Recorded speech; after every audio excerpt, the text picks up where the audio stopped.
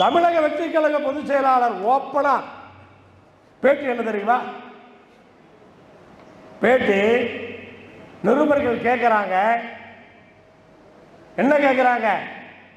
தீபாவளி ஆச்சு, தீபாவளி வருது, தீபாவளிக்கு முதல் நாளும் நீங்க மாநாடு வச்சிருக்கீங்க, எல்லாரும் கம்பெனியில வேகமா வேலை பார்த்துட்டு இருப்பாங்க, அப்ப எப்படி மாநாட்டுக்கு வர முடியும் அப்படின்னு கேட்டா, தமிழக வெற்றி கழக தொண்டன் எப்படி தெரியுமா?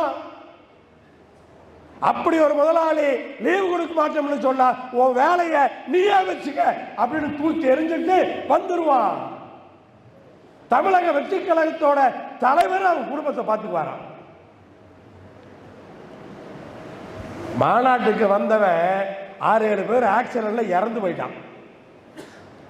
மாநாட்டு மேடையில் ஒரு இரங்கல் கூட தெரிவிக்கல.